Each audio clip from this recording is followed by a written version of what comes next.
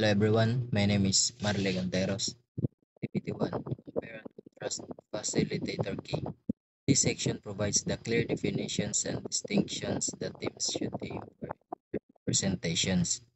Governance versus management. Term, definitions, and key distinctions. Governance.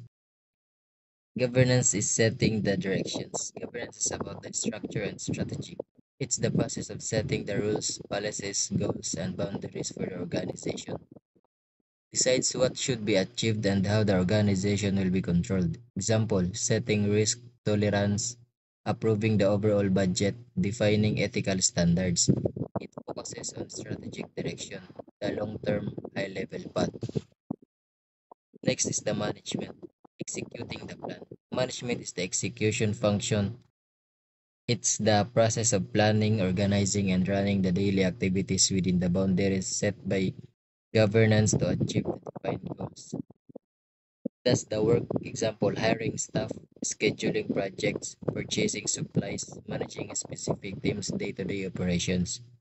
It focuses on day-to-day execution, the operation activities needed to deliver results. Last is the relationship.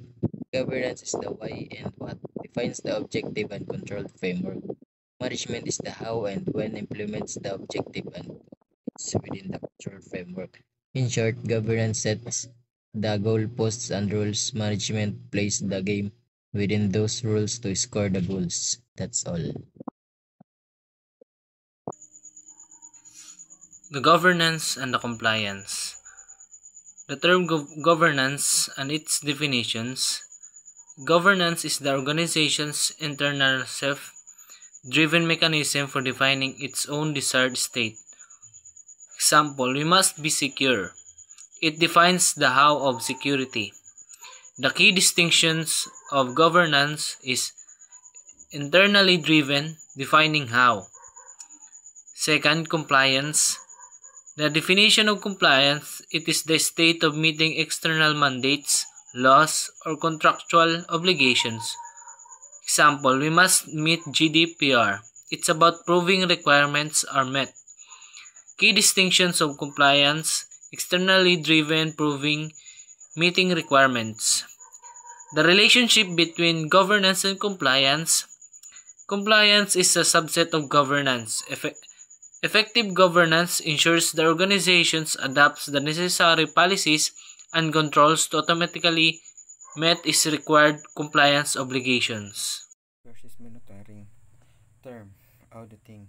Definition, a formal periodic independent review focused to verify the controls are functioning currently and the policy to being followed.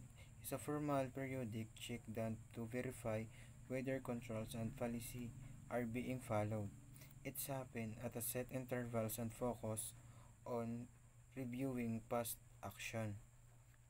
Key description, periodic and verifying checking controls environment.